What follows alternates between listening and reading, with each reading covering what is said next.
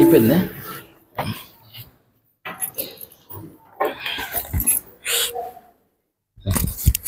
Sorry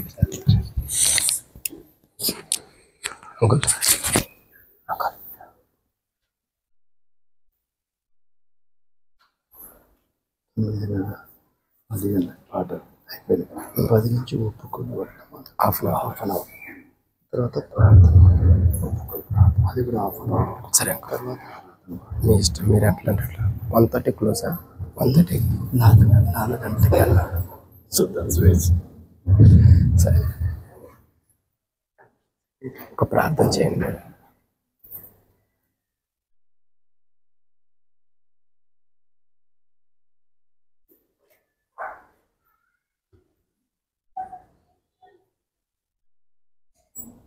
ప్రార్థన చేస్తాం.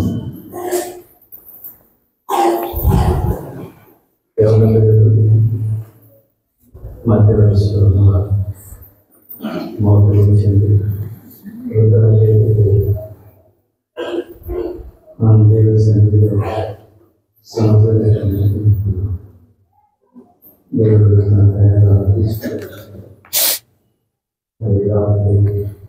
ఆయన సన్నిధి మన తోడుగా దేవుని దైవవర్తమానం నడిపించగలను. మీ అందరి సహకారం ప్రార్థన అవసరం. ప్రార్థన చేస్తాం.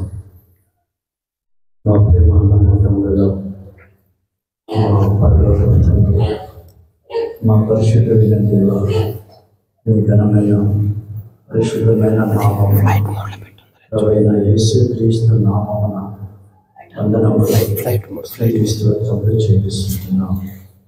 గత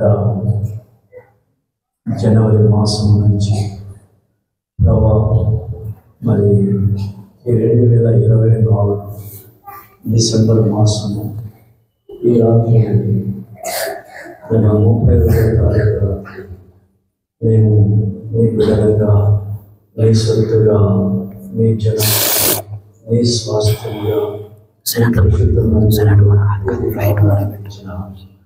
మీ మహాకృపను బట్టి, ఆధిక్యతను బట్టి వందనాలు చెల్లిస్తున్నాం. నాకు అక్కడ ఈ దినమున లేడు. మా తండ్రి, నీ కాపుదల, నీ సంరక్షణ, ప్రభా నీ దయ మా మీద కుమ్మరించుకోవాలని మీ మహాప్రేమ నేను మీ సన్నిధికి జీవంగా మా ఊపిరి జీవాన్ని గురించి మీరు మీ ప్రేమ మా మీద కుమ్మరించి ఈ సంవత్సరం ముగింపులో నడిపిస్తున్నారు. ఇక మీరు నీ మహాకృప ద్వారా నూతన సంవత్సరంలో తీసుకుని వస్తున్నారు. అందరి బట్టి స్తోత్ర. మరి మీ పేరు రాష్ట్రాన్ని మా మధ్య తీసుకుని వచ్చారు. అన్నిటికీ వందనాలు చేస్తున్నాం. అందరిని బట్టి వందనాలు చేస్తున్నాం.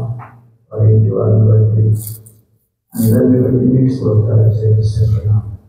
వారి రాసిన ఆత్మాభిషేకం దయచేయండి. మా జీవితం ఈ ఆత్మీయతతో మీ సన్నిధి, మీ ప్రసన్నత, మీ తేజోమహిమ ఈ గుడారంలో ఉంచమని కోరుకుంటున్నాం. ఆ రీతిగా మా తండ్రి మీ ఆత్మగా నడిపించమని కోరుకుంటున్నాం. అలాగే మా మేఘాలలో, ధర్మంలో, అలాగే సముద్రంలో, ప్రాంతంలో, అలాగే వరకుండా పెళ్ళిలో సులభంగా అవసరమని మీరు ఆశ్చర్యంలో బలపరచని కోరుకుంటున్నాం. ఈ రీతిగా మా తండ్రి ప్రపంచంలో మరి ఆయన అంతలో మరి సంఘాలను తండ్రి దేవసేవలు దేవవర్తమానాలు ప్రభావి ప్రజలు గురి వస్తున్నారు. ఈ రాత్రి మీ సన్నిధి వారితో ఉంచని మాటలు ఉంచని కోరుతున్నాను. మందిరం యొక్క లోపల బయటని ప్రశాంతాన్ని మీరు ఉంచండి. శక్తి యొక్క శక్తి యొక్క ప్రభావం వారికి ఆధారపడి ప్రకటించండి. నీ వెచ్చదనాన్ని నీ వాక్య యొక్క సంపూర్ణతను మాకు కృతజ్ఞతలోనే మేము తండ్రి ఆరాధించేవారన్నా సిద్ధపరచు. సమయాన్ని గౌరవించుకుంటున్నాం. మీ కృప ద్వారానే మీ దాసును దాన్ని మీరు వాడడం అనుకున్నామని ఆ రీతిగా తండ్రి మేము నూతన సంవత్సరంలో నూతన వాగ్దానంలో మీరు మమ్మల్ని ప్రవేశపెట్టే దేవుడిగా నమ్మదగిన దేవుడిగా ఉంటున్న దేవుడు నాకు చెల్లిస్తూ మా ప్రభుత్వం కావాల్సిన విధంగా తీసుకుంటాను. మీరు మాటలు నడిపించారు. మా ప్రభువులు మా రక్షకులు యేసుక్రీస్తు పరిశుద్ధమైన నామమున స్తుతించి ప్రార్థించి అడిగి వేడుకొంచున్నాం తండ్రి.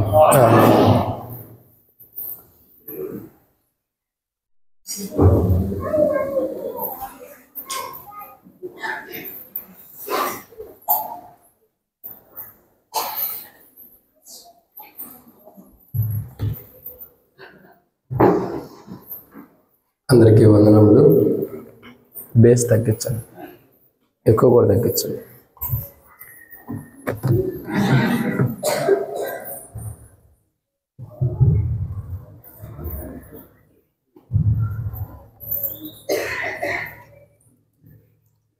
ప్రియమైన దేవుని బిడ్డలారా, నేను కనబడుతున్నాను, అందరికీ కనబడుతున్నాను లేదా? కొద్దిగా పొట్టివాడిని, అందుకని ఏమనుకోవద్దు. కాబట్టి రండి, దేవుని యొక్క వాక్యం నుండి ఒక మాట జ్ఞాపకం చేసుకుంటూ వద్దాం. ఈ రాత్రికాల సమయంలో మరి 2024 సంవత్సరం ముగించుకొని 2025వ సంవత్సరం ప్రవేశించక మునుపు మరి మన జీవితాల్లో, మన వ్యక్తిగత జీవితాల్లో ఏవైతే బలహీనతలు ఉన్నాయో, ఏవైతే అవిధేయతలు ఉన్నాయో, ఏవైతే దేవుని సన్నిధిలో మనం సరి చేసుకోవాల్సి ఉన్నాయో, ఏవైతే ఒప్పుకోవాల్సి ఉన్నాయో, వాటిని మనం అందరం కూడా ప్రభు సన్నిధిలో రాత్రికాల సమయంలో మరి ఒప్పుకునేవారు ఉందాం. కాబట్టి దేవుని యొక్క వాక్యాన్ని చూసినట్లయితే ఈ ఒప్పుకోలు ప్రార్థనలో ప్రవేశించే మునుపు ఈ రాత్రి కొంతమంది గురించి ధ్యానించాలని ప్రభు నాకు ప్రేరేపణ కలిగిస్తూ వచ్చాడు. వాస్తవానికి ఇక్కడికి రాకమునుపు సిద్ధపడిన వర్తమానం వేరు, ఇక్కడికి వచ్చిన తర్వాత దేవుడు మాట్లాడింది వేరు. కాబట్టి ప్రియులారా, ఒక మాట చెప్పాలంటే ఈ రాత్రి మనం ఒక క్రొత్త అనుభవాన్ని మనం చూద్దాం. వారి జీవితాల్లో ఎవరన్నది మనం చూసినట్లయితే కోరాహు యొక్క కుమారుల యొక్క జీవితాన్ని మనం చూద్దాం. కోరాహు ఎలాంటి వాడైనప్పటికీ, కోరాహు సమూహం ఎలాంటిదైనప్పటికీ, కోరాహు యొక్క కుమారులు దేవుని సన్నిధిలో, దేవునిలో వాళ్ళు ఉండే విధానం చాలా గొప్పది. ఇక వారి గురించి 85వ కీర్తనలో ఒక మాట రాయబడుతూ వచ్చింది. కీర్తనల గ్రంథము 85వ అధ్యాయం. కీర్తనల గ్రంథము 85వ అధ్యాయము మనం చూస్తున్నట్లయితే ఒక మాట చూసుకుందాం రండి. కీర్తనల గ్రంథం 85వ అధ్యాయం 10వ వచనం. కీర్తనల గ్రంథము 85వ అధ్యాయం 10వ వచనం. కృపా సత్యములు కలుసుకొనినవి, నీతి సమాధానములు ఒకదానికొకటి ముద్దు పెట్టుకున్నవి. కాబట్టి దేవుని బిడ్డలారా, ఇక్కడ రాయబడినటువంటి ఒక మాటను చూసినట్లయితే కృపా సత్యములు కలుసుకొనినవంట, నీతి సమాధానములు ఒకదానికొకటి ముద్దు పెట్టుకుంటున్నాయి. కాబట్టి ఒక క్రైస్తవుని యొక్క జీవితంలో, ఒక విశ్వాస యొక్క జీవితంలో ఒప్పుకోలన్నది చాలా ప్రాముఖ్యమైనది.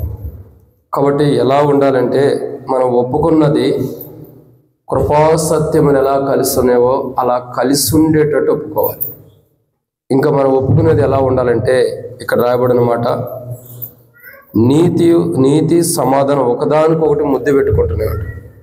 అంటే అంత ప్రేమగా, అంత ఇష్టముగా మనం ఏం చేయాలా? మన యొక్క బలహీనతలు, పొరపాట్లు ఈ సంవత్సరంలో మనం ఏం ఒప్పుకోవాలని ప్రభు ప్రేరేపిస్తున్నాడో వాటిని ఒప్పుకోవాలి. ఎలా ఒప్పుకోవాలండి? కృపయు సమాధానంలో కలుసుకున్నట్లుగా దేవునితో మనం కలిసిపోయేటట్టుగా ఒప్పుకోవాలా. తర్వాత నీతి సమాధానంలో ఒకదానికొకటి ముద్దు పెట్టుకోండి. అంటే ప్రేమ కలిగి, క్రీస్తు యొక్క ప్రేమ కలిగి, క్రీస్తులో ఉన్న ప్రేమ యొక్క మాధుర్యాన్ని బట్టి మనం ఏం చేయబడాలా? ఒప్పుకోవాలి. రెండు కోణాలు ఉండే ఇక్కడ. ఒకటి దేవునిలో కలిసిపోయేటట్టు ఒప్పుకోవాలా, రెండోదిగా ప్రేమ కలిగినట్టు ఒప్పుకోవాలి. కాబట్టి కోరాహు యొక్క కుమారులు వారి యొక్క చరిత్ర గురించి నాకు తెలిసినట్లయితే 12 అధ్యాయాలు వారు రాస్తూ వచ్చారు. నాకు క్షమించండి, 12 కీర్తన గ్రంథాల్లో 12 అధ్యాయాలు వారు రాస్తూ వచ్చారు. వారు రాసిన దాంట్లో నేను చాలా పరీక్షించి చూడగా, నాకు తెలిసిన జ్ఞానంలో చూడగా, వారి జీవితంలో తప్పు అన్నది ఎక్కడ కనబడుతుందా, అంటే వారు ఒప్పుకున్న విధానం, వారు సరి చేసిన విధానం ఎక్కడ కనబడలేదు. కానీ దేవుని ప్రజల విషయమై, దేవుని ప్రజలైన ఇశ్రాయేలు ప్రజల విషయమై, లేదా యాకోబు యొక్క సంతతి గురించి వారు ఒప్పుకుంటున్న అనుభవం గొప్పగా ఉంది. కాబట్టి ఒక మనిషి ఎదుటి వ్యక్తుల గురించి ఒప్పుకుంటున్నప్పుడు ఇంకా మన గురించి మనం ఒప్పుకోవడానికి ఇంకంతగా మనం ప్రిపేర్ అయ్యి ఉండాలో అర్థం చేసుకోండి. ఒక వ్యక్తి మరొకరి గురించి ఒప్పుకోవాలనుకున్నప్పుడు కృపయు సత్యమును కలిసిపోయిన విధానంలో నీతియు సమాధానం ఒకదానికొకటి ముద్దు పెట్టుకున్న అనుభవంలో ఒప్పుకుంటున్నాడంటే తనకు తాను మానవుడు ఎలా ఒప్పుకోవాలి అని అంటే బైబిల్లో కొన్ని విషయాలు ఉన్నాయి. అసలు కోరాహు యొక్క కుమారులు ఇశ్రాయేలు ప్రజల విషయమై కానీ తమ యొక్క జీవితాల్లో వారుండే యాకోబు యొక్క సంతతి విషయమై వారు ఒప్పుకుంటున్నవి ఏంటి అంటే బైబిల్లో కొన్ని విషయాలు ఉన్నాయి. వాస్తవానికి మా దగ్గర ఎప్పుడు చూసిన 7 పాయింట్లు చెబుతాం. తర్వాత ఒక్కొక్క వర్తమానం వచ్చి గంటన్నర సహజంగా పట్టింది. కానీ అంకుల్ మొదటే చెప్పాడు, అన్ని వర్తమానాలకి టైమింగ్ కూడా మొదటే ఇచ్చాడు. ఏ వర్తమానం ఎంతవరకు ఉండాలి, ఎంతవరకు ముగించాలని. సరే, ఎక్కువ తక్కువ అవుతుంటే మీరు ఏం చేయాలంటే, మీ అందరికి చెబుతున్నాను, 2 చేతులు ఒకసారి ఎత్తండి. ఇప్పుడు కాదండి, వర్తమానం టైం ఎక్కువైనప్పుడు 2 చేతులు ఒకసారి ఎత్తితే ఏంటి, ఓహో టైం అయిపోతుందని అర్థం. ఎందుకంటే ఆత్మ నడిపింపులు వెళ్ళిపోతూ ఉంటాం కాబట్టి 2 చేతులు ఎత్తారంటే మీరు ముగించండి అని అర్థం. కాబట్టి ఎందుకు ఈ మాటలన్నీ చెబుతున్నానంటే, నేను నా జీవితంలో నేను సేవకు రావడానికి ఒక పిల్లర్ అన్నది ప్రాముఖ్యమైన పిల్లర్ ఉంది. ఆ పిల్లర్ ఎవరు అన్నది అంటే జయరాజ్ అన్న. ఎవరు? జయరాజ్ అన్న. ఆయన సొంత గ్రామస్తులు, ఆయన స్థానిక సంఘానికి వచ్చి నేను వాక్యం చెబుతాను, నేను ఊహలో కూడా ఎప్పుడు కూడా ఊహించలే. అదే పరిచర్య అన్నప్పుడు డేవిడ్ అన్న ఫోన్ చేసి, మహిమదాస్ నువ్వు అల్లూరు వెళ్ళాలి అన్నాడు. ఎక్కడన్నది అన్న? విజయవాడ దగ్గర అల్లూరు అని ఉంది. ఓహో అక్కడికా, సర్లే అన్న అయితే అన్న. ఎక్కడికి అనుకుంటున్నావు? జయరాజ్ అన్న వాళ్ళ సొంత గ్రామం, స్థానిక సంఘానికి వెళ్ళాను. అబ్బో అక్కడికైతే కష్టం అన్నా అన్న. లేదు పర్లేదు వెళ్ళొచ్చు నువ్వు అని చెప్పి అన్నాడు. సరే ప్రార్థన చేయమని చెప్పి అన్నాం. అడిగింది కాదు కానీ దేవుని చిత్తం, మరి ఎందుకు నడిపించాడు. సరే, ఆ దైవజనుడు, ఆ గొప్ప దేవునిలో అనుభవంలో నడిపించబడుతున్న దైవజనుడు, ఆయన నుంచున్న చోట కూడా వరకు కానీ ప్రభు తన ఆత్మ ద్వారా ప్రేరేపించిన కొలది కొన్ని మాటలు మాత్రమే జ్ఞాపకం చేసుకున్నాం. సమయం కొలది ఇప్పటికే 5-10 నిమిషాలు అయిపోయింది కాబట్టి మిగతా సమయంలో ప్రభు మనకిచ్చిన తలంపుల్లో కోరాహు యొక్క కుమారులు ఇశ్రాయేలు సంతతి వారి విషయమై వారు ఎలా దేటి విషయమై ఒప్పుకుంటున్నారో మన జీవితంలో మనం వాటి విషయాలై ఒప్పుకోవాలి. వాటి విషయమై ఒప్పుకోక మునుపు ప్రభు వాక్యం ధ్యానించే మునుపు ప్రభు నడిపింపకరికి చిన్న ప్రార్థన. పరిశుద్ధుడైన తండ్రి, ప్రేమ కలిగిన దేవ, ప్రభువైన యేసుక్రీస్తు ప్రభు వారి యొక్క పరిశుద్ధమైన నామమును బట్టి మీ కొందనములు. మీరు ఇచ్చిన కృపకాయ మీ కొందనాలు తండ్రి. ఈ సమయంలో ప్రభా వాక్యం ధ్యానించబోతున్న సహాయం చేయండి. నేను బలహీనతలు కలిగిన వాడిని, అనారోగ్యాలు కలిగిన వాడిని అయినప్పుడు ప్రభా నా బలహీనతలన్నీ కూడా మీరు జ్ఞాపకం చేసుకుని మీ కృప ద్వారా మీరు నిలబెడుతున్నందుకే వందనాలు. దాసుడు యజమానుడి వైపు చూస్తున్నట్లు, దాసుల కనులు యజమానుల వైపు చూస్తున్నట్లు మా కనులు మీ వైపు వీక్షిస్తుండగా మీరే సహాయం అనుగ్రహించండి. నీ ప్రజల పక్షాన నీకున్న దయ చొప్పున దయతో నన్ను జ్ఞాపకం చేసుకుని నాతో మాట్లాడిన అక్కలు తీర్చమని ఆత్మీయంగా ప్రభావ మరి నీ ప్రజలైన వారికి కావాల్సిన అక్కలు కూడా తీర్చండి. నేను నిలబడేవాడిని నేనైనా నిలబెట్టేది మీరు, మాట్లాడేవాడిని నేను మాట్లాడించేది మీరు, నాలో ఆత్మ ఉన్నప్పటికీ ఆత్మను అభిషేకించేది మీరు. ప్రజలు మీ వారి వాక్యం ఏది, నేనైతే నిష్ప్రయోజకమైన వాడిని. మరొకసారి దాసుడు యజమానుడి వైపు చూస్తున్నట్లు, దాసురాలు కనులు యజమానురాల వైపు చూస్తున్నట్లు మా కనులు మీ వైపు వీక్షిస్తుండగా మీరే ప్రభా నీ ప్రజల పక్షాన నీకున్న దయ చొప్పున దయతో నన్ను జ్ఞాపకం చేసుకుని నీ చిత్తమైతే తెరవబడిన ఆకాశం మాకు అనుగ్రహించి ఆకాశం ఇప్పి పరజలంతా విస్తారమని పరిశుద్ధాత్మను అభిషేకించి నీ ప్రజలు కూర్చున్న నీ ప్రజలకి నాకును అవసరమైన మాటలు మీరు అనుగ్రహించండి. నీ ప్రజల సమయాన్ని నేను వ్యర్థపరచుకున్నట్లు సహాయం చేయమని నన్ను బలపరచమని ప్రార్థిస్తూ ముందున్న సమయంతో దీవించమని ప్రభువైన యేసుక్రీస్తు నామం పేరటి శ్వాసంతో ప్రార్థించి స్తుతించి అడిగి పెట్టుకుంటున్నాం తండ్రి. ఆమేన్. బేసు పూర్తిగా తగ్గించండి. అసలు బేస్ పెట్టదు, నా వాయిసే బేస్ ఉండిద్ది, బేస్ వద్దు. కాబట్టి ప్రియమైన దేవుని బిడ్డలారా, ఇక్కడ ఒక మాటను మనం జ్ఞాపకం చేసుకుంటూ వస్తున్నాం. ఏమని రాయబడుతూ వచ్చిందంటే కోరాహు యొక్క కుమారులు వారి జీవితంలో మరి దేవుని సన్నిధిలో వారు ఒప్పుకుంటున్నటువంటి అనుభవాలు ఏవేవైతే వారు ఒప్పుకుంటున్నారో అనుభవాల గురించి కొన్ని విషయాలు మనం చూద్దాం. వారు ఇశ్రాయేలు మరి యాకోబు యొక్క సంతతి గురించి లేదా దేవుడు వారి ఎడల కటాక్షం చూపించడం ద్వారా వారి విషయాలన్నటువంటి మరి ఇశ్రాయేలు ప్రజల విషయమే కానీ లేదా తన విషయమే కానీ యాకోబు యొక్క సంతతి వారు ఒప్పుకుంటున్న కోరాహు యొక్క కుమారులు దేవుని సన్నిధిలో వేటి విషయమే ఒప్పుకుంటున్నారంటే మొదటి మాటను మనం చూస్తున్నాం. రండి, కీర్తనల గ్రంథము 85వ అధ్యాయము 8వ వచనం. కీర్తనల గ్రంథము 85వ అధ్యాయము 8వ వచనాన్ని ఒకసారి అందరం కలిసి చదువుకుందాం. కీర్తన గ్రంథం 85వ అధ్యాయం 8వ వచనం. మరి ఎవరైనా చదవగలిగినా చదవండి. స్లోగా.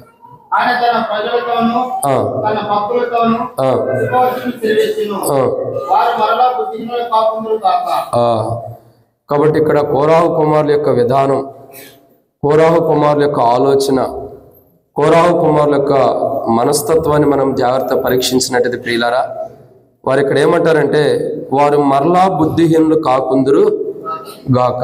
అంటే మానవుని యొక్క జీవితంలో మొదటి స్థితిలో మనం ఒప్పుకోవాల్సిన మొదటి కోణం ఏంటంటే మనం ఏదైతే బుద్ధిహీనమైన జీవితాన్ని దేవుని సన్నిధిలో సంవత్సరం అంతా జీవిస్తూ వచ్చామో దానిని బట్టి మనం ఏం చేయాలో ఒప్పుకోవాలి.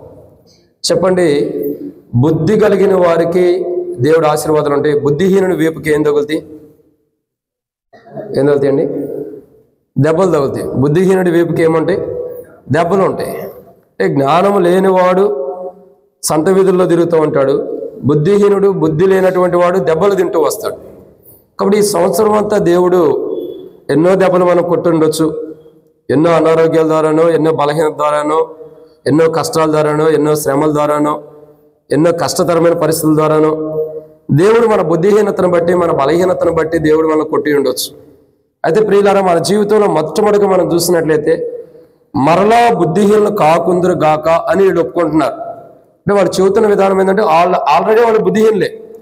అంటే వారి జీవితం ఏముందంటే బుద్ధిహీనమైన జీవితం ఉంది కాబట్టి వారి జీవితాల్లో దేవుడు పలుమార్లు వారిని ఒక కొండ మీద నుంచి దిగి లోయలోకి వెళ్ళి లోయలో నుండి మళ్ళీ కొండెక్కితే ఎలా నడుస్తూ ఉంటారో అలాంటి నడిపింపులో దేవుడు నడిపిస్తూ వచ్చాడు ఇశ్రాయేలు ప్రజల్ని. దేవుని సంతతి అయిన యాకోబు సంతతి అయినటువంటి ప్రజల్ని దేవుడు అలా నడిపించుకుంటూ వెళ్తున్నాడు. అయితే ఈరోజు మనం గమనించాల్సినటువంటి మొదటి కోణం ఏంటి ప్రియులారా, ఇశ్రాయేల్ సంతతే కాదు, కోరాహు కుమారులు వారు ఒప్పుకున్న విధానం దేవుని ప్రజల విషయమే కాదు, ఈ రాత్రికాల సమయంలో మనం కూడా జ్ఞాపకం చేసుకోవాల్సిన మొదటి కోణం ఏంటంటే మన జీవితాల్లో మనం ఒప్పుకోవాల్సిన మొదటి మాట ఏంటంటే మనం ఎక్కడైతే బుద్ధిహీనమైన జీవితాన్ని సంవత్సరం అంతా జీవించామో తద్వారా దేవుడు మనల్ని ఎక్కడైతే శిక్షిస్తూ వచ్చాడో ఆ తప్పును బట్టి మనం ఏం చేయాలి? ఆ బుద్ధిహీనతను బట్టి దేవుని దగ్గర ఒప్పుకోవాలి. అందుకే కీర్తన గ్రంథం 118వ అధ్యాయంలో ఆ ప్రాంతంలో కూడా రాయబడుతూ వచ్చింది, యెహోవా నన్ను కఠినముగా శిక్షించిన గాని ఆయన మరణమునకు నన్ను అప్పగించలేదు. అంటే దేవుడు నన్ను కఠినంగా శిక్షించవచ్చు, దేవుడు నన్ను కఠినంగా శిక్షించాడేమో కానీ మరణానికైతే దేవుడు అప్పగించల. ఎందుకు మరణానికి అప్పగించలేదు అని అంటే ప్రియులారా, దేవుడు ప్రేమ కలిగిన వాడు. ఈ సంవత్సరం అంతా మనం బుద్ధిహీనతతో ఈ సంవత్సరం అంతా బుద్ధిహీనమైన జీవితం మనం కలిగి ఉన్నప్పటికీ ఈ సంవత్సరం అంతలో కూడా ఎన్నో పర్యాయములు దేవుని సన్నిధిలో బుద్ధిహీనులుగా జీవించినప్పటికీ దేవుడైతే మన ఇలా ప్రేమను చూపించి, అందుకే రాయబడుతూ వచ్చింది మొదటి చదివం, కృపయు సమాధానమును ఎలా ఉన్నాయి? ఒకదాని కూడా కలిసిపోయింది. నీతి సమాధాన కృపయు సత్యము కలిసిపోయింది, క్షమించండి, నీతి సమాధానము ఒకదాని కూడా ముద్దు పెట్టుకుంటున్నాయి. అంటే వారి జీవితాల్లో వారి అనుభవాల్లో మనం చూడగా ఎంత గొప్ప అనుభవాన్ని కోరాహు కుమారులు కలిగి ఉండారో అంత గొప్పగా దేవుని సన్నిధిలో ఇతరుల విషయమే వారి జీవితాల్లో కూడా ఒప్పుకోవడానికి ఇష్టపడుతున్నారు. ఇక్కడ మనం మొదటి కోణాన్ని చూసినట్టయితే మన జీవితంలో ఉన్న బుద్ధిహీనమైన జీవితం సంవత్సరం అంతా ఎక్కడ గడుపుతూ వచ్చామో దాని విషయమై మనం దేవుని సన్నిధిలో దేవుని ఎదుట ఒప్పుకోవాలి. ఆ బుద్ధిహీనమైన జీవితం జీవించిన దానికి సాక్షార్థం ఏంటంటే మనకు వచ్చిన అనారోగ్యాలే, మనకు వచ్చిన బలహీనతలే, మనకు వచ్చిన రోగాలే అని మనం చెప్పుకోవచ్చు. వీటన్నిటిని బట్టి ఏంటి? దేవుడు సరిచేయడానికి మన బుద్ధిహీనతమైన జీవితాన్ని తీసివేయడానికి దేవుడు అనుమతించిన పరిస్థితులు ఇవి. సో వాటిని బట్టి మనం అంటూ వస్తాం, ప్రభా ఈ సంవత్సరం నాకు ఎందుకు ఈ అనారోగ్యం వచ్చింది, ఎందుకు ఈ రోగం వచ్చింది, ఎందుకు ఈ బలహీనత వచ్చింది, ఎందుకు ఈ శ్రమ వచ్చింది ప్రభా మనం అంటాం. అంటే మనం అసలైన దాన్ని ఒప్పుకోం, దేవుని ప్రశ్నిస్తాం, ఇది ఎందుకు వచ్చింది ప్రభా అని. కానీ కోరాహు యొక్క కుమారుల యొక్క జీవితము ఎదుటి వ్యక్తి గురించి కానీ వారి జీవితాల్లో కూడా వారి జీవితాల యొక్క పరిస్థితులు చూడగా క్షమించండి, అక్కడ చూడగా ఏమన్నాడు, బుద్ధిహీనులు మరలా కాకుండా, అంటే వాళ్ళు ఆల్రెడీ బుద్ధిహీనుల ప్రభు అన్న విధానాన్ని అక్కడ కనపరుస్తూ వస్తున్నారు. కాబట్టి మన జీవితంలో మనకు వచ్చిన ప్రతి దెబ్బ, దేవుని ద్వారా వచ్చిన ప్రతి దెబ్బలు కానీ వచ్చిన ప్రతి బలహీనతలన్నీ కూడా మన బుద్ధిహీనమైన జీవితాన్ని బట్టి వచ్చినాయి. కాబట్టి దాన్ని మనం ఈరోజు ఏం చేయాలా, కొత్త సంవత్సరంలోకి వెళ్ళక మునిపే మనం సరి చేసుకోవాలి. ఇక నూతన సంవత్సరంలో బుద్ధిహీనులాగా మనం ప్రవేశించకూడదు. జ్ఞానవంతురాలు మీకు అందరూ తెలిసిన వాక్యమే, బాగా ఇష్టమైన వాక్యం కూడా. ఎన్నో అధ్యాయం చెప్పండి, సామెతలు ఎన్నో అధ్యాయం అంటే ఏ గ్రంథమో కూడా చెప్పేస్తున్నాడు. సామెతల గ్రంథం 31 అధ్యాయమా 30 ఏమంటే రాయబడుతూ వచ్చింది, జ్ఞానవంతురాలు తన ఇంటిని కట్టుకునేది. కాబట్టి నూతన సంవత్సరంలోకి మనం ఎలా ప్రవేశించాలంటే బుద్ధిహీనమైన జీవితం ఏదైతే ఉందో దాని విషయమై దేవుని వల్ల ఎక్కడైతే మనం తీర్పు పొందుకుంటూ వచ్చామో దాని విషయమై పశ్చాత్తాపడి దాని విషయమై ప్రభు ఈ బుద్ధిహీనమైన జీవితం పలానా చోట తప్పిపోయి జీవించనని ఒప్పుకొని నూతన సంవత్సరంలోకి జ్ఞానం కలిగిన వారుగా జ్ఞానవంతులుగా మనం ప్రవేశించాలి. దాని కొరకై ఈ సంవత్సరంలో మన బుద్ధిహీనమైన జీవితాన్ని ఒప్పుకోవాలి. ఇది మొదటి మాట. ఇక రెండో విషయాన్ని చూడగా రండి, కీర్తన గ్రంథం 85వ అధ్యాయం. కీర్తన గ్రంథం 85వ అధ్యాయము 8వ వచనం. దేవుడైన యెహోవా సెలవిచ్చిన మాట నేను చెవిని పెట్టేదను. ఆయన తన ప్రజలతోనూ తన భక్తులతోనూ శుభవచనం సెలవిచ్చెను. వారు మరలా బుద్ధిహీనులు కాకుందురు. చాలన్న. కాబట్టి ఇక్కడ రాయబడిన రెండో మాట మనం చూస్తున్నాం. మొదటి కోణంలో ఉంది, దేవుడైన యెహోవా సెలవిచ్చిన మాటను నేను చెవిని పెట్టేదను.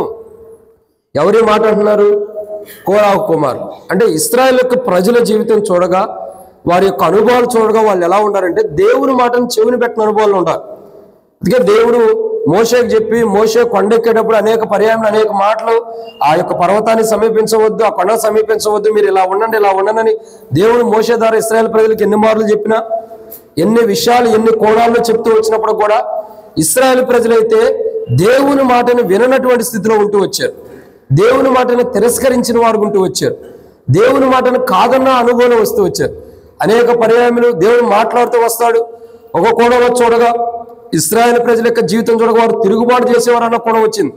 వారు దేవుని లక్ష్య పెట్టిన అనుభవాలు వారి జీవితంలో వచ్చినాయి. అందుకే వారు ఏమంటారు, అయ్యా మోషే అని వాడు ఏమయ్యాడు, మమ్మల్ని ఐగుప్తులో తీసుకొచ్చిన మోషే అని వాడు ఏమయ్యాడు, కాబట్టి మా ముందర నడుచుటకు ఒక దేవతను చేయమని చెప్పి వారంతటా వారి స్వయాన వారి సొంత ఆలోచనలు పెట్టి ఒక దేవతని చేయమని చెప్పి అడిగి అహరోను దగ్గరకు వచ్చి అహరోను ద్వారా ఒక పోతపోయబడినటువంటి బొమ్మను పెట్టుకుని ముందరికి సాగిలి పడటానికి వెళ్ళుతానికి ముంగడికి నడిపించబడటానికి వారు విగ్రహాన్ని తయారు చేసుకున్న అనుభవం వచ్చింది. ఎందుకంటే ఇది దేవునికి అయిష్టకరమైన పని. ఈ ఇశ్రాయేలు ప్రజల యొక్క జీవితం చూడగా, యాకోబు సంతతి వారి యొక్క జీవితం చూడగా దేవుని మాటను వినన్నటువంటి అనుభవం వారి జీవితాల్లో ఉంది. కాబట్టి ఆ జీవితాన్ని ఒప్పుకోవడానికి ఇష్టపడాలి. మన జీవితాల్లో మనం కూడా దేవుని బిడ్డలమే, మనమే రక్షించబడిన వారమే, మనం కూడా ఇశ్రాయేలు ప్రజలతో సహపాటి వారమే, మనం కూడా ఇశ్రాయేలు ప్రజలతో సహపాటి అనుభవం మనం కూడా ఉన్నవారమే. కానీ రాత్రికాల సమయంలో నూతన సంవత్సరంలోకి మనం ప్రవేశించక మునుపు మన జీవితాల్లో ఎక్కడ మనం దేవుని మాటను విననటువంటి అనుభవాలు ఉన్నాయో వాటిని మనం ఒప్పుకోవాలి. ఇక్కడ కోరాహు కుమారులు ఏమంటారండి, దేవుడైన యెహోవా సెలవిచ్చిన మాట నేను చెవిని పెట్టేదను. అంటే వాళ్ళు వినటానికి ఇష్టపడుతున్నారు. కానీ యాకోబు యొక్క సంతతి యొక్క విధానం చూడగా వాళ్ళు వినటానికి ఇష్టపడిన వారు. కానీ ఈ రాత్రికాల సమయంలో మనం జాగ్రత్తగా గమనించుకున్నట్లయితే రెండో కోణం చూడగా మనం ఎక్కడైతే ఈ సంవత్సరం అంతా దేవుడు మనతో మాట్లాడిన మాటను మనం వినలేదు, దేవుని మాటకి ఎక్కడైతే మనం అవిధేయత చూపిస్తూ వచ్చామో, దేవుని మాటకి ఎక్కడైతే విధేయత చూపించలేదో, దేవుని మాటను ఎక్కడైతే మనం లక్ష్య పెట్టలేదు, దేవుని మాటను ఎక్కడైతే మనం తిరస్కరిస్తూ వచ్చామో, అసలు దేవుని మాటను విననటువంటి అనుభవం మన జీవితాల్లో ఎక్కడైతే ఉందో దాన్ని మనం ప్రభు దగ్గరికి వచ్చి ఒప్పుకోవాలి. దేవుని మాట అంటే ఏంటి? వాక్యం ద్వారా మాట్లాడతాడు, పాట ద్వారా మాట్లాడతాడు, మన డైలీ పోర్షన్ మనం చదువుకునే వ్యక్తిగతమైనటువంటి వాక్యం ద్వారా మాట్లాడతాడు, సంఘంలో చెప్పబడే వాక్యం ద్వారా మాట్లాడతాడు. అనేక పర్యాయంలో దేవుని స్వరం మనకు వినబడుతూ వచ్చింది. అంటే దేవుడు ఎప్పుడైతే మనతో మాట్లాడే ఆ మాటను మనం చెవిని పెట్టినప్పుడు మనం ఏం చేయాలా? దాని విషయమై ఈరోజు మనం పశ్చాత్తాపడాలి. ఎందుకంటే ఇది పాత సంవత్సరంలో ఉంది, భక్తిహీనమైన జీవితం ఉంది, దేవుని మాట విననటువంటి అనుభవం పాత సంవత్సరంలో ఉంది. ఇదే జీవితం కొత్త సంవత్సరంలో కూడా ప్రవేశిస్తే ఇంకా కొత్త సంవత్సరంలోకి మనం వెళ్ళి ప్రయోజనం ఏముంది? అందరూ కొత్త సంవత్సరంలో ఏమని చెప్పుకుంటాం? Wish you happy new year అని చెప్పుకుంటాం, లేదంటే నూతన సంవత్సరం శుభాకాంక్షలు అని చెప్పుకుంటాం తెలుగులో. నాలాగా తెలుగు రాని ఇంగ్లీష్ రాని వాళ్ళు ఏమో తెలుగులో నూతన సంవత్సరం శుభాకాంక్షలు అంటారు. ఇంగ్లీష్ వచ్చిన ఏం చేస్తారు? విష్ హ్యాపీ న్యూ ఇయర్ అంటారు. ఏదో చెప్పుకుంటారు, చెప్పుకుని ఒకరొకరు కౌగులు ఎంచుకుంటారు. ఎందుకంటే పాత సంవత్సరం గతించిపోయింది, కొత్త సంవత్సరంలోకి వచ్చేవని. మరి మనం కొత్త సంవత్సరంలోకి వెళ్ళేటప్పుడు నువ్వు కొత్త సంవత్సరంలోకి వెళ్తే నీకు అంత ఆనందం ఉంటుంటే, ఎల్లక ముందు నువ్వు సరి చేసుకుంటే ఇంకెంత ఆనందం దేవుల్లో ఉంటుంది, దేవుడికి ఎంత ఆనందం ఉంటుంది. ఓ మాట చదవమంటారా? కీర్తనల గ్రంథం 78వ అధ్యాయం. కీర్తనల గ్రంథం 78వ అధ్యాయం 40వ వచనం. అరణ్యమున వారు ఆయన మీద ఎన్ని మార్లు తిరగబడిరి, ఎడారి యందు ఆయనను ఎన్ని మార్లు దుఃఖపెట్టిరి. చాలా దుర్మార్గమైన, చాలా దారుణమైన విషయం కదండి. దేవుని మీద తిరగబడి దేవుణ్ణే దుఃఖపెట్టేటటువంటి అనుభవంలోకి మానవులు జీవిస్తూ వచ్చారు. యాకోబు సంతతి అయినటువంటి ఇశ్రాయేలు ప్రజల గురించి మనం మాట్లాడుకుంటూ వస్తున్నాం. వారి యొక్క జీవిత చరిత్ర చూడగా దేవుని మాటను వినుకోకుండా దేవుణ్ణే దుఃఖపెట్టిన అనుభవం వారి జీవితంలోకి వచ్చింది. నిజంగా క్రైస్తవ జీవితంలో ఎంత దుర్మార్గమైన జీవితం చూడండి. దేవుని దుఃఖపెట్టడం మనకు మంచిదా? దేవుని కష్టపెట్టడం మనకు మంచిదా? మనమంటాం కదా మన పిల్లలే, అరే నువ్వు తల్లిదండ్రులను బాధ పెట్టావంటే నీ జీవితంలో ఎప్పుడు కూడా నువ్వు మేలును చూడలేవరా అంటాం. నీ జీవితం ఎప్పుడు కూడా మేలుకరంగా ఉండదురా అంటాం. నీ జీవితం ఎప్పుడు కూడా సంతోషకరంగా ఉండదురా అంటాం. ఎందుకని? తల్లిదండ్రులు మంచిగా చూసుకోరని చెప్పి మనం చెబుతాం, అవునా కదా? మేలు కోరమని చెబుతాం.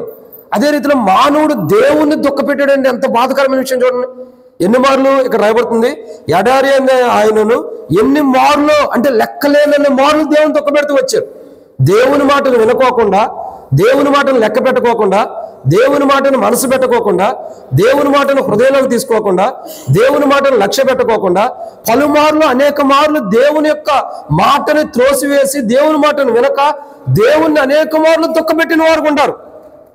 ఈ రాత్రికాల సమయంలో దేవుని మాటను వినని ప్రతి క్రైస్తవుడు కూడా, రక్షణ మార్మోస్ బాప్తిసం పొందిన మన జీవితంలో దేవుని మాటను వినని ప్రతి ఒక్కరూ కూడా ఈ రాత్రికాల సమయంలో దేవుని దుఃఖపెట్టిన అనుభవం మనలో ఉంది. కాబట్టి మనం ఏం చేయాలి? ఈ రాత్రికాల సమయంలో ప్రభు దగ్గరికి వచ్చి నూతన సంవత్సరంలో కెళ్ళక మునుపు దేవుని మాట వినుకోకుండా దేవుని దుఃఖపెట్టిన అనుభవం ఏదైతే ఉందో దాని విషయమై ఈ రాత్రికాల సమయంలో ప్రభు శరీరంలోకి వచ్చి ఒప్పుకోవాలి. మొదట ఏం చేయాలండి?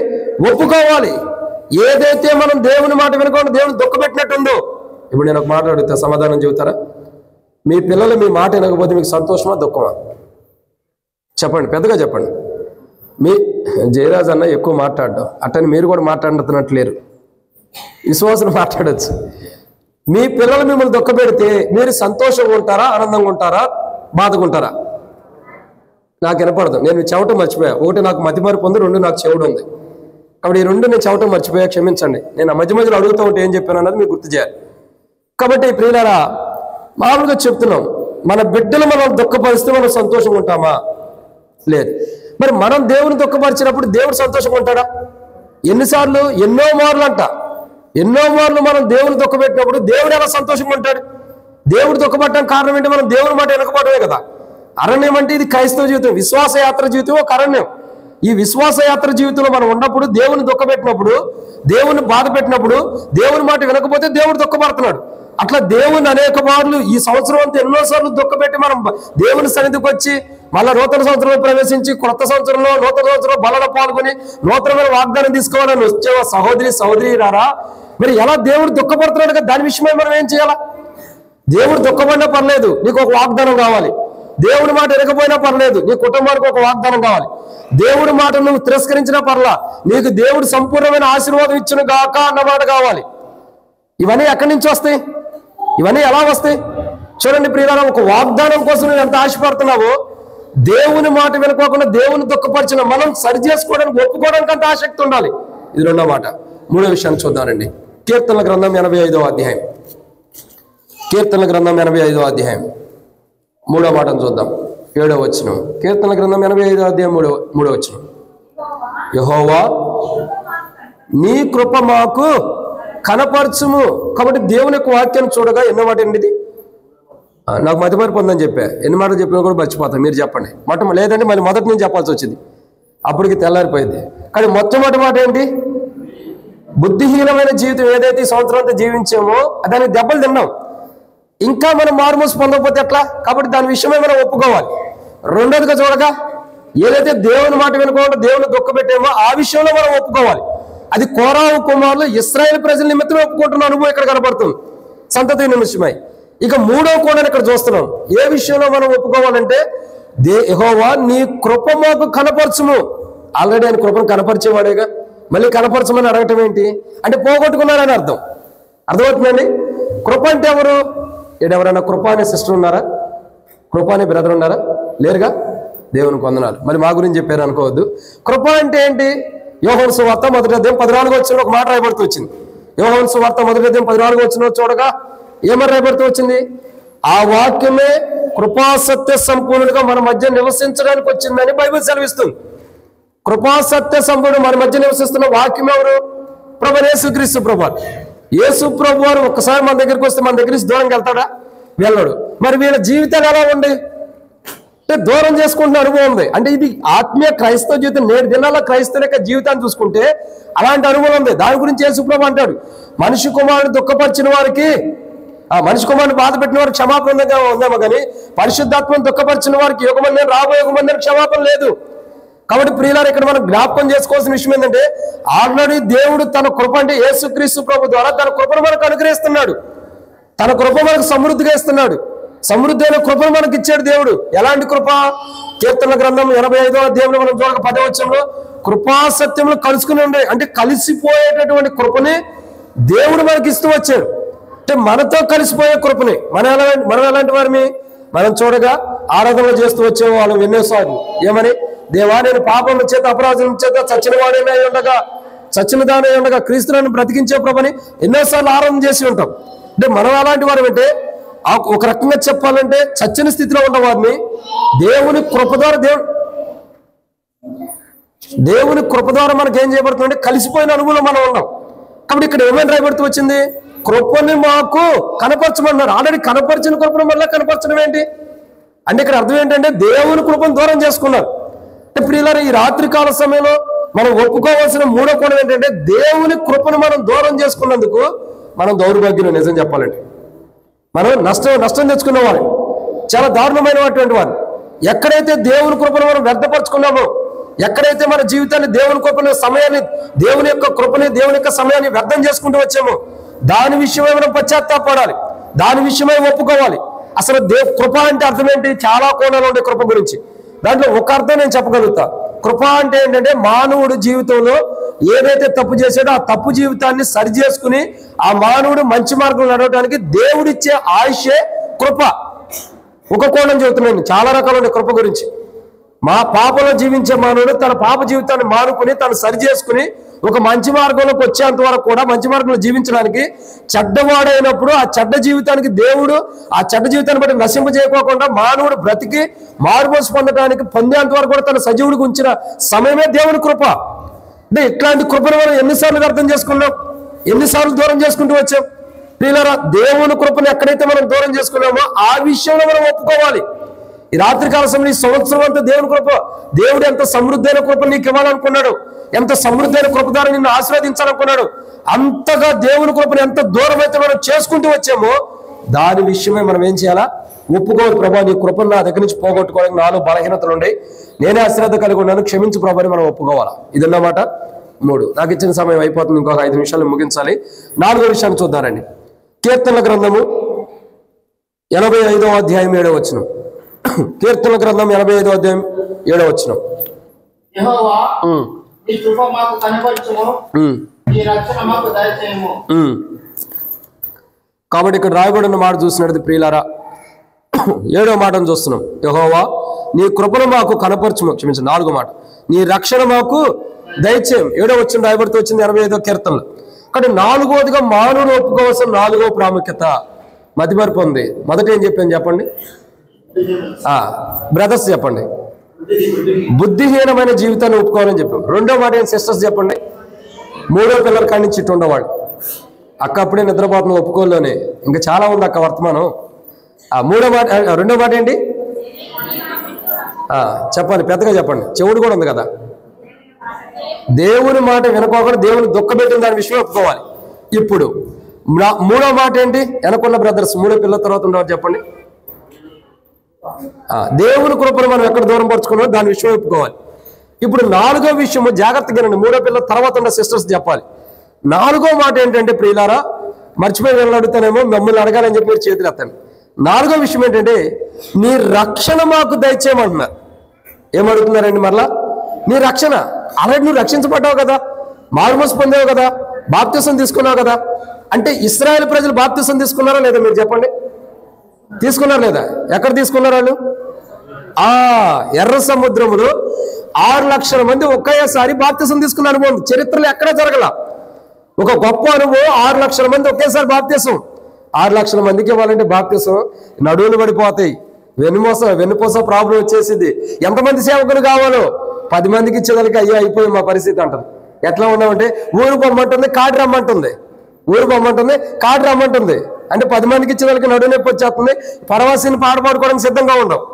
అంటే అట్ట అయిపోతుంది. 6 లక్షల మంది బాప్తిసం తీసుకున్నారు. ఎంత గొప్ప అనుభవం, ఎంత గొప్ప అనుభవం. అంటే వీళ్ళు బాప్తిసం తీసుకున్నారంటే వీళ్ళు రక్షణ పొందారు లేదా? రక్షణ పొందిన అనుభవం ఉంటారు. ఎక్కడ రక్షణ పొందారు చూడండి ప్రియులారా. దేవాతి దేవుడు వారి ఐగుప్తు నుంచి బయటికి రాబోయేపు ఒక సూచన చెబుతాడు. ఏంటంటే మీరు అందరూ కూడా ఒక రక్తాన్ని తీసుకుని మీ ఒక గుమ్మములకు, నిలువ గుమ్మములకు పైన అడ్డకమ్మికిని రక్తం రాసేయండి. ఆ రక్తమును చూసినప్పుడు నశింపు చేసే దూత మిమ్మల్ని నశింపు చేయకుండా మిమ్మల్ని దాటి వెళ్ళిపోద్దని చెబుతాడు. చెప్పాడా లేదు? ఐగుప్తిలో చెప్పినప్పుడు ఏం జరుగుతుంది? వారిని నశింపు చేయాల్సిన దూత ఆ రక్తాన్ని గుర్తును చూసి ఆ ఇంట్లో ఉన్న వారిని నశింపు చేయకుండా వెళ్ళింది. నశింపు చేయకుండా దూత నన్ను దాటిపోయిందంటే అర్థం ఏంటి? రక్షించబడ్డానని అర్థం, రక్షణ అనుభవంలోకి వచ్చామని అర్థం.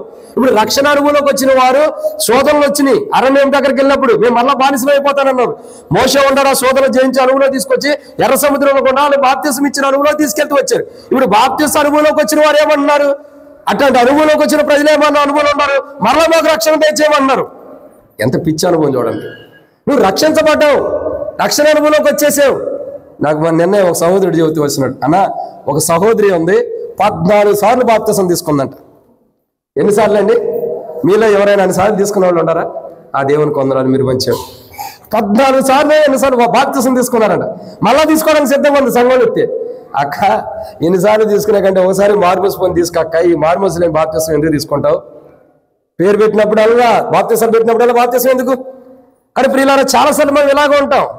రక్షణ అనుభవం లేకుండానే రక్షణ పొంది మార్మోస్ పొంది బాప్తిసం పొందేమని దేవుని ఆరాధన చేస్తాం, ఆరాధనలో కూడా ప్రార్థన చేస్తూ వస్తాం. అదే రక్షణ లేని అనుభవం.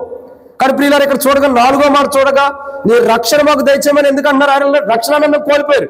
దేని విషయమే దావీదు భక్తుడు అంటారు కీర్తన గల 51వ అధ్యాయంలో చూడగా నీ రక్షణ ఆనందం నాకు మరలా పుట్టించుము, సమ్మతి గల మనసు నాకు దయచేయమని దావీదు భక్తుడు అన్నాడు.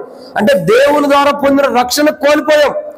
అందుకంటాడు బైబిల్ రాబడి చూసినట్టయితే మనం ముది వచ్చే వరకు కూడా మన అంతం వరకు కూడా వారు తమ సొంత రక్షణ ఏం చేయాలి? భయముతోనూ వణుకుతోనూ కొనసాగిస్తూ ఉండాలి. అంటే ఈ సంవత్సరం అంతా ఎక్కడైతే మన రక్షణ ఆనందాన్ని కానీ రక్షణగా పొందిన రక్షణ కోల్పోయిన అనుభవాలు ఉన్నాయో వాటి విషయమే దేవుని దగ్గరకు వచ్చి మన జీవితాలు ఎక్కడైతే రక్షణను కోల్పోయిన అనుభవంలో వాటిని ఒప్పుకోవాలి. ఇది 4వ మాట. 5వ విషయాన్ని చూద్దామండి. కీర్తనల గ్రంథము 85వ అధ్యాయం 6వ వచనం. కీర్తనల గ్రంథం 85వ అధ్యాయం 6వ వచనం.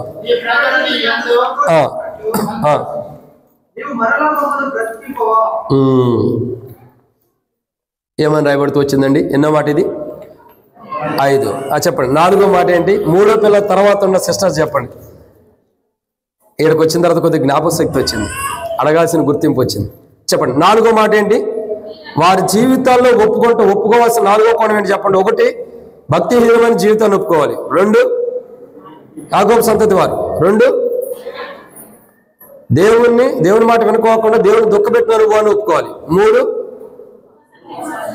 ఎక్కడైతే దేవుని కోపం దూరం చేసుకున్నారో దాని విషయంలో ఒప్పుకోవాలి. 4 రక్షణానందం ఏదైతే కోల్పోయారో పోగొట్టుకున్న రక్షణ దాని విషయమే ఒప్పుకోవాలి. అవును కదా? 5వ విషయం ఏంటంటే ఒప్పుకోవాల్సిన 5వ కోణం దేని విషయంలో ఒప్పుకోవాలంటే వాళ్ళు ఆ విషయాల్లో ఏవేవైతే తప్పులు చేసినారో వాటి విషయాల్లో ఒప్పుకోవాలి. ఏ విషయంలో ఒప్పుకోవాలా? నీ ప్రజలు నీ అందు సంతోషించినట్లు. అంటే దేవుడు సంతోషం ఇవ్వలేదా? ఇచ్చాడే. రండి చూద్దాం. మొదటి దినవృత్తాంతముల గ్రంథము 16వ అధ్యాయం 27వ వచనం. మొదటి దినవృత్తాంతముల గ్రంథం 16వ అధ్యాయం 27వ వచనం. ఘనత ప్రభావం ఆయన సన్నిధిలో ఉన్నవి, బలమును సంతోషము ఆయన యొద్ద ఉన్నవి. ఆయన దగ్గర ఉన్న సంతోషమేగా మనకిచ్చింది, ఇవ్వలేదా? దేవుని దగ్గర ఉన్న సంతోషమే దేవుడు మనకిచ్చాడు. ఆయన దగ్గర ఏ సంతోషం అయితే ఉందో, ఏ ఆనందం అయితే ఆయన దగ్గర ఉందో ఆ సంతోషం ఆనందం మనకిచ్చాడు. కానీ ఇక్కడ మనం చూడగా యాకోబు యొక్క సంతతి వారు చూడగా వారి విషయమే కోరాహు కుమారులు మాట్లాడుతున్న విధానం చూడగా ఏమని రాయబడుతూ వచ్చిందండి? మరలా మాకు అయ్యా నీ ప్రజలు నీ యందు సంతోషించినట్లు. అంటే ప్రజలు దేవుని యందు సంతోషించలేని దౌర్భాగ్య స్థితిలో ఉన్నారు. ప్రజలు సంతోషించాల్సిన దేవుని యందు.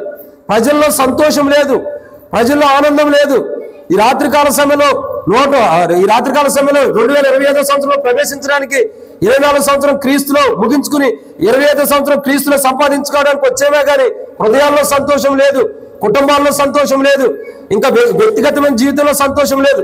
కానీ కొత్త సంవత్సరంలోకి ప్రవేశించాలన్న కోరిక అయితే మనకుంది. ప్రియుడా, వీటన్నిటికీ కారణం ఏంటంటే మనం ఒప్పుకోవాలి.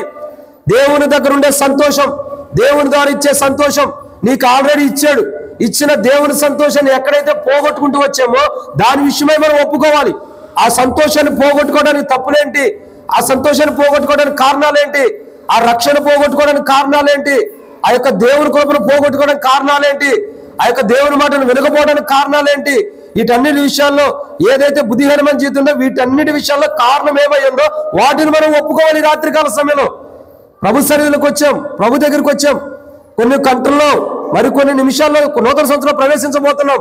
మరి అటువంటి జీవితం కలిగిన మనం ఈ రాత్రికాల సమయంలో కొత్త సంవత్సరంలో గల్లకు మునిపే భక్తిహీనమైన జీవితం కానీ, దేవుని మాటను వినకుండా దేవుని దుఃఖపెట్టిన జీవితం కానీ, ఇంకా చూడగా దేవుని కృపను ఎక్కడ దూరం చేసుకున్నావో, దేవుని రక్షణ ఎక్కడ కోల్పోతూ వచ్చాము, ప్రభు ఇచ్చిన రక్షణ, దేవుడిచ్చిన సంతోషాన్ని ఎక్కడైతే మనం పోగొట్టుకుంటూ వచ్చావో వాటి విషయమై ఈ రాత్రికాల సమయంలో మనం ఒప్పుకోవాలి. ప్రభు నువ్వైతే నాకు ఇచ్చావు. ఎలా ఇచ్చాడు దేవుడు? ఎలా ఇచ్చాడంటే ఉచితంగా ఇస్తూ వచ్చాడు ఆయన.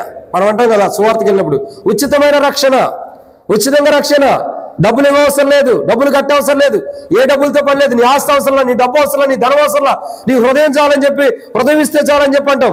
ఉచితంగా పడుతుందని చెప్పి అంటాం. మత్తయి సువార్త 10:8 వచ్చింది, ఉచితంగా పొందితీరు ఉచితంగా ఇవ్వమన్నారు. ఉచితంగా ఇవ్వబడినటువంటి రక్షణ, ఉచితంగా ఇవ్వబడినటువంటి విశ్వాస జీవితం, ఉచితంగా ఇవ్వబడిన జ్ఞానపూర్వకమైన జీవితం, ఉచితంగా ఇవ్వబడిన సంతోషం, ఉచితంగా ఇవ్వబడినటువంటి సమాధానం, వీటన్నిటి విషయంలో మనం పోగొట్టుకున్న వారు ఉన్నాం. కాబట్టి ప్రియులారా, ఏదైతే మన జీవితాల్లో దేవుడిచ్చిన సంతోషాన్ని మనం పోగొట్టుకున్నామో దాని విషయమే ప్రభు దగ్గరికి వచ్చి ఏం చేయాలా? ఒప్పుకోవాలి. ప్రభా, ఈ సంవత్సరం అంతా నీకు ఎందుకు సంతోషాలు లేవు చెప్పమంటారా ప్రియులారా? ప్రభుని అడగాలి. ప్రభా, ఈ సంవత్సరం అంతా నాకు ఎందుకు సంతోషాలు లేదంటే సంతోషాన్ని పోగొట్టుకున్నా, నేను సంతోషాన్ని పోగొట్టుకున్నా, సంతోషం యొక్క అనుభవాన్ని నేను పోగొట్టుకున్నా, ఆనందాన్ని నేను పోగొట్టుకుంటూ వచ్చా. ఇక్కడ చూడగా కృపా సత్యములు ఒకదానికోటి ముద్దు పెట్టుకుంటే ఎంత సంతోషంగా ఉండే, అవునా కదండి? కృపా సత్యం ఒకటి కలిసి ఉండి నీతి సమాధానం ఒకదానికోటి ముద్దు పెట్టుకుంటుంది అంటే ఎంత సంతోషం, ఎంత ఆనందం ఉంది. వారు ఆ రెండు అనుభవాలు ఎంత గొప్పవి. అయితే మానవుడి జీవితంలో దేవుని కృపను పోగొట్టుకున్నాడు, దేవుడిచ్చిన రక్షణ పోగొట్టుకుంటూ వచ్చాడు. మానవుడి జీవితంలో బుద్ధిహీనమైన జీవితాన్ని తెచ్చుకున్నాడు. మానవుడు దేవుని మాట వినకుండా దేవుని దుఃఖపెట్టాడు. వీటన్నిటి విషయమే మనం ఏం చేయాలంటే ప్రభు దగ్గరికి వచ్చి రాత్రికాల సమయంలో పశ్చాత్తాపడి ఒప్పుకోవాలి. ఈ రాత్రికాల సమయంలో ఒప్పుకుంటేనే నూతన సంవత్సరంలో ప్రవేశించడానికి మనం అర్హులు. ఇవి ఒప్పుకోకుండా ప్రవేశించామనుకో నీరా జీవితాల్లో 2024 వల్ల కంటిన్యూ అవుతున్నట్టు. కొత్త సంవత్సరంలో కూడా ఏమి కంటిన్యూ అవుతున్నట్టు? 2024 మళ్ళీ జనవరి 1 వచ్చింది, మళ్ళీ డిసెంబర్ వరకు అట్లా వస్తున్నట్టే. కొత్త సంవత్సరంలోకి వెళ్ళాలంటే ఒప్పుకోవాలి. ఈ జీవితంలో ఏం పోగొట్టుకున్నావో తెలుసుకోవాలి. జ్ఞానపూర్వకమైన జీవితాన్ని పోగొట్టుకుని బుద్ధిహీనమైన జీవితాన్ని ఎన్ని మార్లు జీవిస్తూ వచ్చే ఈ సంవత్సరం అంతా ఎన్నో పర్యాలు దేవుని మాట అనుకోవాలి, దేవుడిని ఎన్నో పర్యాలు దుఃఖపెడుతూ వచ్చాం. ఎన్నిసార్లు దుఃఖపెట్టాం, ఎన్నిసార్లు మళ్ళీ బట్టి దేవుడు దుఃఖపడి ఉంటాడు. అందుకంటాడు కదా ఆదికాండం 6వ అధ్యాయం చూడగా, నరుని సృష్టించినందుకు నరుని యొక్క ఊహయు తలంపులని కేవలం చెడ్డవి కాబట్టి నరుని సృష్టించినందుకు దేవుడు తన హృదయంలో నొచ్చుకున్న అనుభవం బైబిల్లో రాబడుతూ వచ్చింది. దేవుడే బాధపడే అంత జీవితాన్ని మనం జీవిస్తూ వచ్చే ఈ సంవత్సరం అంతా దేవుడు ఎందుకురా వీరిని సృష్టించారన్న అంతగా బాధపడేంత క్రైస్తవ జీవితాన్ని మనం జీవిస్తూ వచ్చాం. దాన్ని బట్టి మనం ఒప్పుకోవాలి, దేవుని దగ్గర ఒప్పుకోవాలి. 5వదిగా దేవుడిచ్చిన సంతోషాన్ని, ఉచితంగా ఇచ్చిన సంతోషాన్ని ఎక్కడ పోగొట్టుకున్నామో దాని విషయమై దేవుని దగ్గర ఒప్పుకోవాలి. బాధతో ఉండవా, దుఃఖంతో ఉండవా, వేదనతో ఉండవా? కారణం ఏంటంటే నీకు ఆల్రెడీ ప్రభు సంతోషం ఇచ్చాడు. ఇవ్వలేదా? ఇచ్చాడు. నా సంకట దుఃఖములెల్లా తీరిపోయాగా ఇంకా నశింపజేయుదోతనను దాటిపోయినని సంతోషంగా పాట పాడతావు. ఆల్రెడీ నీ సంకటంలో దుఃఖములు అన్నీ కూడా రాగి సంకట కాదండి, నీ సంకటంలో దుఃఖములు అన్నీ కూడా దేవుడు తీసేసాడు. నీకు ఆనందాన్ని ఇచ్చాడు. నశింపజేసే దూత నేను దాటి వెళ్ళిపోయింది. నీకు గొప్ప సంతోషాన్ని ప్రభు ఇచ్చాడు. మరి ఇప్పుడు ఎందుకు దాన్ని పోగొట్టుకున్నారు? పోగొట్టుకోవడానికి కారణం ఏమైందో దాన్ని మనం ఒప్పుకోవాలి ప్రభు దగ్గరికి వచ్చి. ఇది 5. 6వ విషయాన్ని చూద్దానండి, టైం అయిపోయింది, ముగిద్దాం. 6వ మాట కీర్తనల గ్రంథం 85వ అధ్యాయం. కీర్తనల గ్రంథం 85వ అధ్యాయం 9వ వచనం. మన దేశములో మహిమ నివసించున్నట్లు. చాలన్న ఒక మాట, మన దేశములో దేశం అన్న కాడ మన పేరు పెట్టుకోండి, మనం అని పెట్టుకుందాం, లేకపోతే నేను అని పెట్టుకుందాం, నావారు అని పెట్టుకుందాం. అక్కడ ఏమనుందండి? మన అంటే నేను మహిమను నాలో నివసించినట్లు ఏం చేయాలా? ఆయన ఇచ్చిన రక్షణకు భయపడుతూ సమీపంగా ఉన్నదాన్ని పొందుకోవాలి. కానీ మానవుడి జీవితంలో ఆరోగ్యంగా ఒప్పుకోవాల్సిన కోణం ఏంటి తెలుసా? ఏదైతే దేవుని మహిమ తనలో నివసించాలో ఆ మహిమ నివసించిన జీవితాన్ని జీవించిన జీవితాన్ని బట్టి ఒప్పుకోవాలి. దేవుని మహిమ మనలో ఉండాలి. దేవుని మహిమ పోవడానికి కారణం ఏంటి అని అంటే మొదటి సమూయేలు గ్రంథంలో 2వ అధ్యాయం మనం చూడగా ఎవరు? ఏలీ యొక్క కుమారుని మనం చూస్తూ వస్తాం. ఏలీ ఎవరు? ఒక యాజకుడు. యాజకుడు ఎక్కడ ఉన్నాడు? దేవుని సన్నిధిలో ఉన్నాడు. యాజకుని యొక్క కుమారులు ఎలా ఉండారు? బైబిల్ రాయబడుతూ వచ్చింది, దేవుని సన్నిధికి పరిచయం చేయడానికి వచ్చిన స్త్రీలతో వ్యభిచారం చేస్తున్న అనుభవాలు ఉన్నాయి, పాపం చేస్తున్న అనుభవాలు వారి జీవితాల్లో ఉన్నాయి. అంటే చూడండి, ఇప్పుడు చూడగా ఒక మానవుడు దేవుని మహిమ పోవటానికి వాళ్ళే కారకులయ్యారు. అందుకే కదా మరలా సొలొమోను మందిరం కట్టిన తర్వాత దేవుని మహిమ తిరిగి వచ్చింది. ఇప్పుడు ఏకాబోధ అనుభవం ఎప్పుడు వచ్చింది? దేవుని మహిమ పోయిన అనుభవం ఎప్పుడు వచ్చింది? ఏకాబోధ అంటే దేవుని మహిమ ప్రభావం, అంటే దేవుని మహిమ ఇశ్రాయేలు నుంచి విడిచిపెట్టి వెళ్ళిపోయిందంట. ఎందుకని? వాడి జీవితంలో దేవుని మనసాన్ని బయటకు తీసుకెళ్లే దేవుని చిత్తం లేకుండా, రెండోదిగా చూడగా దేవుని ఉద్దేశాలు లేకుండా సొంత ఉద్దేశాలతో వెళ్తూ వచ్చారు.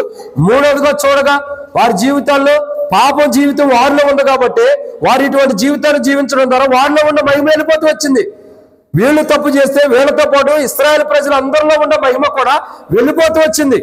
అందుకే ఆ కనేటటువంటి సహోదరి అంటుంది, ఈకాబోధ అని పేరు పెట్టండి. దేవుని యొక్క మహిమ ఇశ్రాయేలు ప్రజల నుంచి వెళ్ళిపోయింది, దేవుని యొక్క ప్రభావం ఇశ్రాయేలు ప్రజల నుంచి వెళ్ళిపోయింది. మరలా తిరిగి ఎప్పుడు వచ్చింది?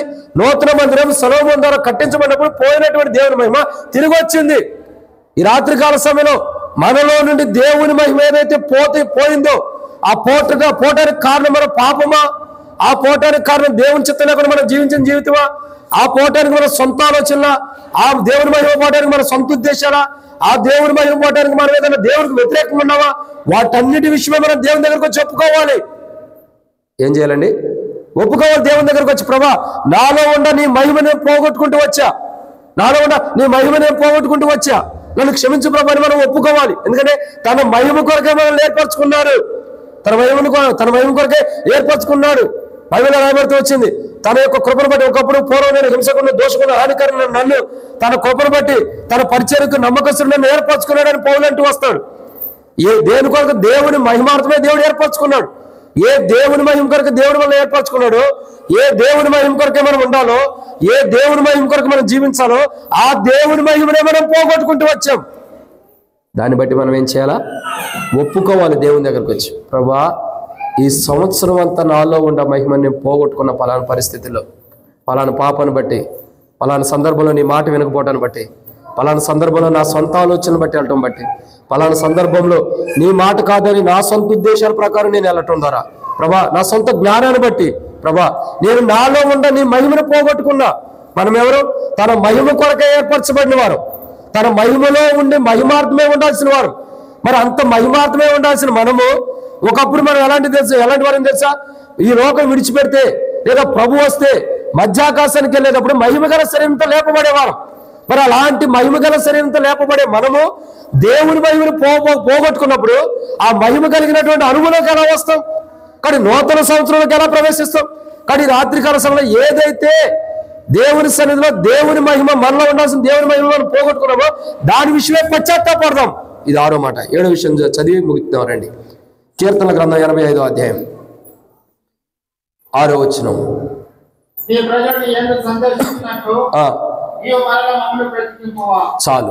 చాలన్న ఏమన్నా బ్రతికి నీవు మరలా మమ్మను బ్రతికించవా? ఏమంటున్నాడు? మరలా బ్రతికించవా? ఆల్రెడీ బ్రతికున్నవారేగా, మరలా బ్రతికించడం ఏంటి? అపోస్తలుడైన పౌలు రోమీయులకు రాసిన పత్రిక 6వ అధ్యాయంలో చూడగా మనం క్రీస్తు 1వ వచనం నుండి 2వ వచనం కూడా మనం క్రీస్తుతో చనిపోయిన వారమై ఉండి క్రీస్తుతో కూడా లేపబడిన అనుభవం ఉంది.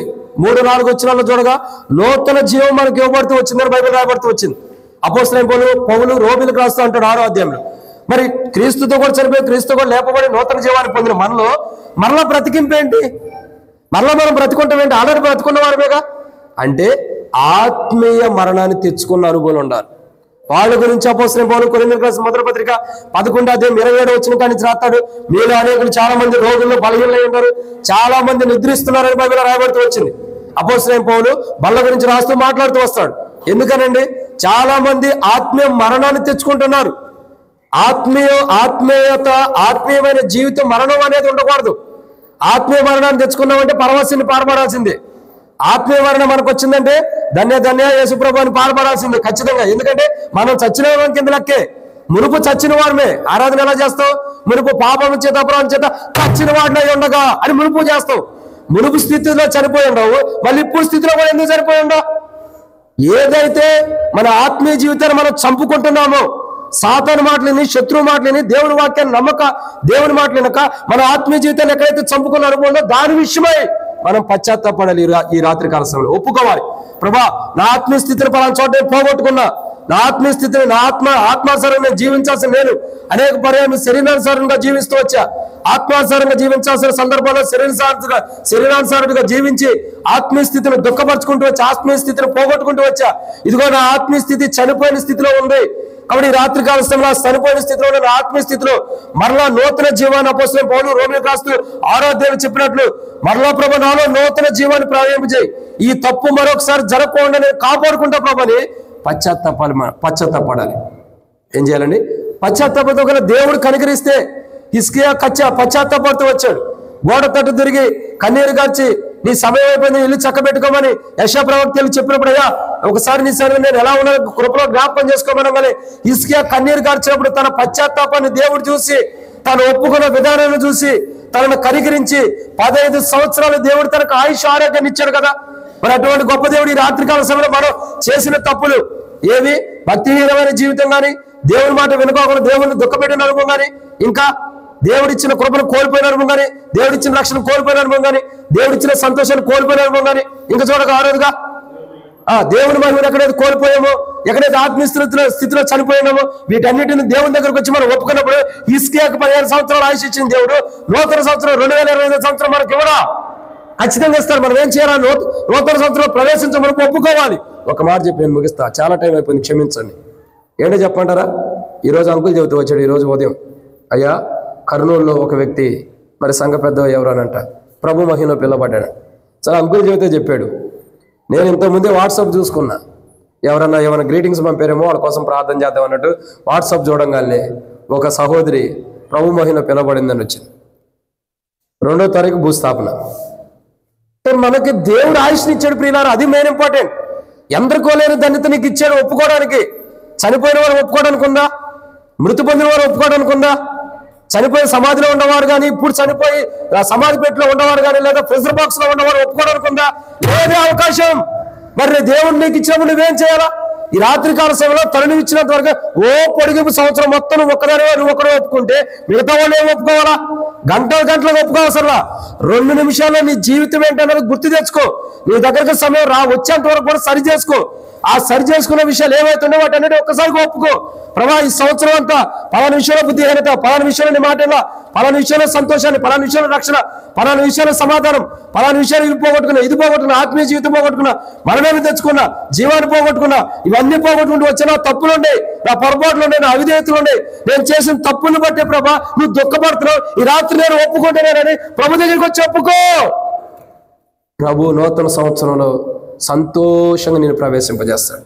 ఒక పాపి భూమి మీద ఒప్పుకున్నప్పుడు, తప్పిపోయిన క్రైస్తవుడు భూమి మీద తన పాపం ఒప్పుకున్నప్పుడు పరలోకం సంతోషించిందంట. ఈరోజు మనం ఒప్పుకుంటే ఏం జరిగింది? పరలోకంలో సంతోషం. నా బిడ్డలందరూ ఒప్పుకున్నారు. ఈ యొక్క హోరేబులో ఉన్నటువంటి విశ్వాసులు అందరూ కూడా ఒక్కసారిగా నూతన సంవత్సరంలో ప్రవేశించిన కాక అంటే అందరూ హ్యాపీగా వెళ్తాం. సగం ఆగిపోయిందంటే ఇక్కడే పాట పాడాల్సి వస్తాయి. సరే, ఆ టైం మనకు దేవుడు ఇవ్వడం. ఎందుకంటే మనం ఒప్పుకోవాలి. ఒప్పుకున్న అనుభవాన్ని బట్టి దేవుడు ఏం చేస్తాడు ప్రియులారా? కొత్త సంవత్సరంలో మనం ప్రవేశింపజేస్తాడు. నిన్నున్నవారు నేడు లేడు, నేడు ఉన్నవారు రేపు ఉంటారో లేదు తెలియదు. సమయం ఉన్నప్పుడు ఏం చేయాలా? ఒప్పుకోవాలి. ఒప్పుకుందాం. ప్రభా, ఈ 7 అంతల అనుభవం విషయంలో నేను దారి తప్పిపోయా. నేను అనేక విషయాల్లో, ఇవే కాదు ఇంకా చాలా విషయాల్లో ఈ సంవత్సరం అంతా నేను తొలగిపోయా, క్షమించు ప్రభా అని కోరావు కుమారులు యాకోబు యొక్క సంతతి విషయం ఎలా ఒప్పుకుంటూ వస్తున్నారు, వారు సరిచేయబట్టడానికి ఎలా ఆశ కలిగి వారు ఒప్పుకుంటున్నారు. వాళ్ళే కాదు, యాకోబు సంతతి విషయమై ఎలా సరిచేయడానికి ఇష్టపడుతున్నారు. ఈ రాత్రి కాల సమయంలో కోరావు కుమారు వల్లే నేను నా విషయమై ఒప్పుకుంటున్నా ప్రభా అని మనం ప్రభు దగ్గరికి వచ్చి ఏం చేయాలా? ఒప్పుకోవాలి. అటు ఒప్పుకున్న మనం నూతన సంవత్సరంలోకి క్షమించబడిన వారిమే ప్రవేశించినట్టు ప్రభు సహాయం చేయను గాక. ఆమేన్.